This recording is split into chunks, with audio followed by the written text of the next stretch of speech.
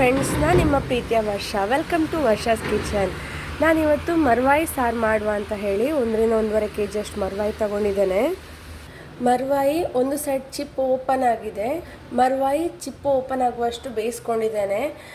Usually ಸಾರು ಮಾಡಬೇಕಾದ್ರೆ ಮರ್ವಾಯಿನ ಹಾಗೆ ಅಂದರೆ ಬೇಯಿಸ್ಲಿಕ್ಕೆ ಮುಂಚೆನೇ ಓಪನ್ ಮಾಡಿ ಆಮೇಲೆ ಮತ್ತೆ ಒಟ್ಟಿಗೆ ಸಾರಿಗೆ ಹಾಕ್ತಾರೆ ಬೇಯಿಸ್ಲಿಕ್ಕೆ. ಬಟ್ ನನಗೆ ಇಲ್ಲಿ ಆ ಥರ ಮಾಡಲಿಕ್ಕೆ ಆಗೋದಿಲ್ಲ. ಹಾಗಾಗಿ ನಾನು ಮೊದಲೇ ಬೇಯಿಸ್ಕೊಂಡು ಈ ಥರ ಇಟ್ಕೊಂಡಿದ್ದೇನೆ. ಈಗ ಮಸಾಲೆ ರೆಡಿ ಮಾಡ್ಕೊಳ್ಳಿಕ್ಕೆ ನಾನು ಒಂದು ತವ ತಗೊಂಡು ಅದಕ್ಕೆ 1 ಟೇಬಲ್ ಸ್ಪೂನಷ್ಟು ಆಯಿಲ್ ಹಾಕ್ಕೊಂಡಿದ್ದೇನೆ. 3 ಟೇಬಲ್ ಸ್ಪೂನಷ್ಟು ಕೊತ್ತಂಬರಿ ಬೀಜ, ಒಂದು ಅರ್ಧ ಟೇಬಲ್ ಸ್ಪೂನಷ್ಟು ಜೀರಿಗೆ, 1 ಟೇಬಲ್ ಸ್ಪೂನಷ್ಟು ಕಾಳು ಮೆಣಸು ಮತ್ತು ಒಂದು ಸ್ವಲ್ಪ ಮೆಂತ್ಯ ಕಾಳು ಮತ್ತು ಸಾಸಿವೆನ ಹಾಕ್ಕೊಂಡಿದ್ದೇನೆ. ಈಗ ಇದನ್ನು ಒಟ್ಟಿಗೆ ಫ್ರೈ ಮಾಡಿಕೊಳ್ಬೇಕು. ಇದು ಚೆನ್ನಾಗಿ ಫ್ರೈ ಆಗಬೇಕು. ಫ್ರೈ ಆಗ್ತಾ ಬಂದಿದೆ. ಇದಕ್ಕೆ ಕರಿಬೇವು ಸೊಪ್ಪನ್ನ ಹಾಕ್ಕೊಳ್ತಾ ಇದ್ದೇನೆ. ಕರಿಬೇವು ಸೊಪ್ಪು ಹಾಕಿದರೆ ಘಮ ಚೆನ್ನಾಗಿರ್ತದೆ. 7ರಿಂದ 8 ಎಸಳು ಬೆಳ್ಳುಳ್ಳಿ ತಗೊಂಡಿದ್ದೇನೆ. ಇದನ್ನು ಇದರೊಟ್ಟಿಗೆ ಸ್ವಲ್ಪ ಫ್ರೈ ಮಾಡ್ಕೊಳ್ತಾ ಇದ್ದೇನೆ. ಕಟ್ ಮಾಡ್ಕೊಂಡಿರುವಂತಹ ಒಂದು ಈರುಳ್ಳಿನ ಹಾಕ್ಕೊಳ್ತಾ ಇದ್ದೇನೆ. ಇದನ್ನು ಫ್ರೈ ಮಾಡ್ಕೊಳ್ಬೇಕು.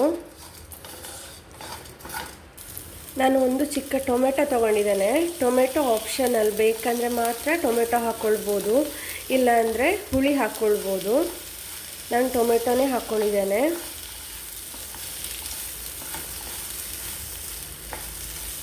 ಒಂದು ಗೆರಟೆಯಷ್ಟು ತೆಂಗಿನಕಾಯಿ ಹೋಳು ತಗೊಂಡಿದ್ದೇನೆ.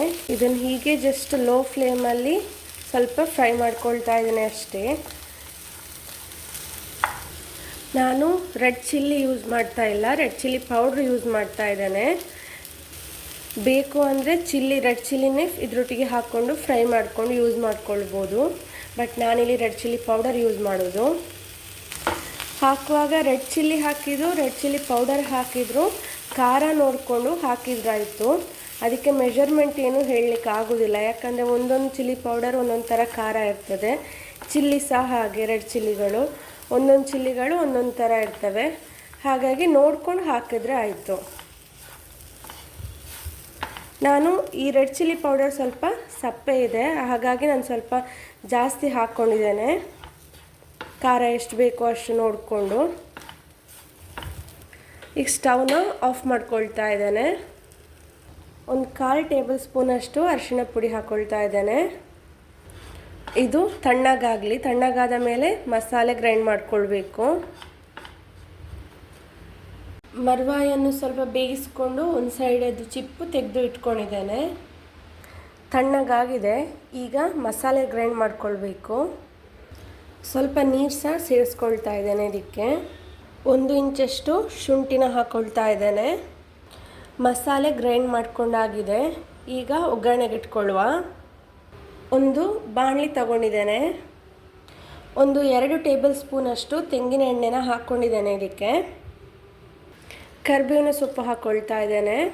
ಕಟ್ ಮಾಡ್ಕೊಂಡಿರುವಂಥ ಒಂದು ಈರುಳ್ಳಿನ ಸಹ ಹಾಕ್ಕೊಳ್ತಾ ಇದ್ದೇನೆ. ಇದನ್ನು ಆಯಿಲಲ್ಲೇ ಸ್ವಲ್ಪ ಫ್ರೈ ಮಾಡ್ಕೊಳ್ಬೇಕು.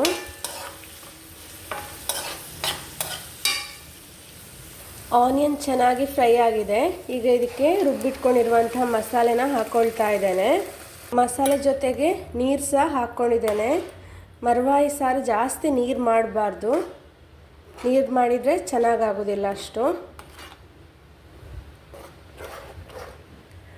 ರುಚಿಗೆ ಎಷ್ಟು ಬೇಕೋ ಅಷ್ಟು ಉಪ್ಪು ನೋಡ್ಕೊಂಡು ಹಾಕ್ಕೊಂಡ್ರಾಯ್ತು. ನೋಡಿ, ನಾನು ಇಷ್ಟು ದಪ್ಪ ಮಾಡಿದ್ದೇನೆ ಸಾರು. ಸಾರು ಅಂತ ಹೇಳೋದಕ್ಕಿಂತಲೂ ಮರ್ವಾಯಿ ಗಸಿ ಅಂತ ಹೇಳ್ಬೋದು. ಇದಕ್ಕೆ ನಮ್ಮ ಮಂಗಳೂರು ಸ್ಟೈಲಲ್ಲಿ ಮರ್ವಾಯಿ ಗಸಿ ಅಂತ ಹೇಳ್ತಾರೆ, ಮರ್ವಾಯಿ ಸಾರು ಅಂತ ಹೇಳೋದಕ್ಕಿಂತಲೂ. ಇದರದ್ದು ಕಾಂಬಿನೇಷನ್ ಬಾಯ್ಲ್ಡ್ ರೈಸ್ ಜೊತೆ ತುಂಬ ಚೆನ್ನಾಗಿರ್ತದೆ. ವೈಟ್ ರೈಸಿಗೂ ಚೆಂದ ಆಗ್ತದೆ. ಮಸಾಲೆ ಚೆನ್ನಾಗಿ ಕುದಿಲಿಕ್ಕೆ ಸ್ಟಾರ್ಟ್ ಆಗಿದೆ. ಈಗ ನಾನು ಮರ್ವಾಯಿನ ಇದಕ್ಕೆ ಹಾಕ್ಕೊಳ್ತಾ ಇದ್ದೇನೆ. ಚೆನ್ನಾಗಿ ಮಿಕ್ಸ್ ಮಾಡಿಕೊಳ್ಬೇಕು.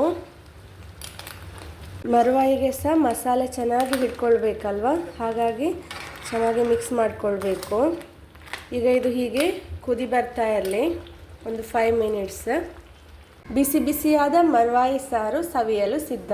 ಈ ವಿಡಿಯೋ ನಿಮಗೆ ಇಷ್ಟ ಆದರೆ ಲೈಕ್ ಮಾಡಿ, ಶೇರ್ ಮಾಡಿ, ಹಾಗೆ ಸಬ್ಸ್ಕ್ರೈಬ್ ಮಾಡಿ. ನೆಕ್ಸ್ಟ್ ಯಾವ ರೆಸಿಪಿ ಬೇಕು ಅಂತ ಕಮೆಂಟ್ ಮಾಡಿ. ಧನ್ಯವಾದಗಳು.